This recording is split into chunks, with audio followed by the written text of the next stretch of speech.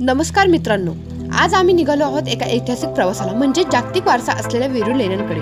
आजची ही ट्रिप खूप स्पेशल आहे कारण माझ्यासोबत आहे माझा पूर्ण परिवार। मग काय, गाणी गप्पा आणि खिडकीतून येणारा गार वारा आणि प्रवासाची मजा काही औरच आहे। प्रवास सुरू असताना वाटेत त्यांना थोडी झोप लागली। मग काय, माझं फोटोशूट झालं सुरू। माझ्या हातात मोबाईल आला आणि मी फोटो काढणार नाही असं शक्य आहे का? माझं फोटोशूट सुरूही झालं नव्हतं, तेवढ्यात प्रांशला आईस्क्रीमचा गाडा दिसला। मग काय, गाडी थांबवावी लागली। आईस्क्रीम खाऊन प्रांश खूप खुश झाला आणि आनंदाने गाडीत येऊन बसला। आईस्क्रीम खाल्ली आणि खुश होऊन खेळू लागला। त्याच्या हातात एक हरभऱ्याचं झाड आलं होतं, ते खिडकीतून हवेत उडवताना त्याचा आनंद बघून आमचंही मन भरून आलं। पुढे जाताना वाटेत दावल मलिक बाबाचा दर्गा दिसला, तिथे थांबून दर्शन घेतलं। इतकी शांतता आणि प्रसन्न वातावरण होतं की आम्हाला खूप उभारी मिळाली। तिथे जवळच असलेल्या हॉटेलवर जेवायला थांबलो आणि तिथे एक झोका होता। मग काय, आई आणि मुलाची झोपाळ्यावरची मजा ही सुरू झाली।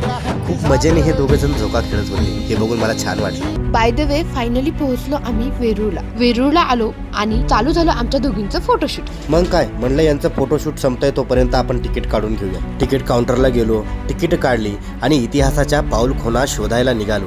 एंट्री गेटवरचा तो नजारा पाहून 2-4 फोटो तर बनणारच होते ना। मग मी बायकोला दुरूनच दाखवत होतो, बघ तिकडे किती अफाट कोरीव काम आहे। मानवनिर्मित कलेचा हा कळस पाहून अचंबा वाटतो की इतक्या वर्षापूर्वी हे कसं काय शक्य असेल।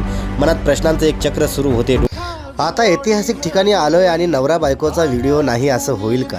2 दगडी खांबांमधून आम्ही दोघं एखाद्या राजा राणीसारखी एंट्री घेतली।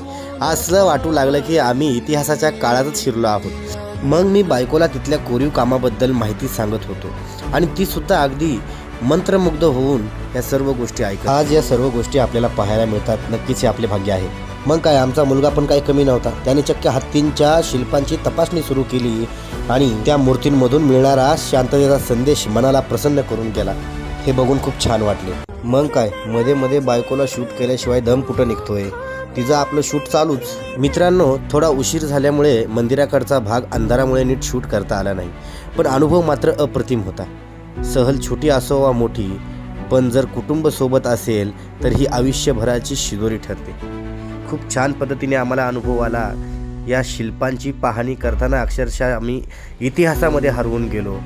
खूप छान वाटलं। बाहेर आल्यावर आम्हाला वानर सेनेचा फौज फाटा दिसला। आम्ही त्यांना काहीतरी खायला दिलं आणि ते आमच्यात इतके मिसळले की विचारू नका। विशेष म्हणजे एक माकड तर माझ्या बायकोच्या इतक्या जवळ येऊन बसलं होतं की मला क्षणभर शंका आली की ते तिच्या माहेरचं तर कुणी नसेल ना।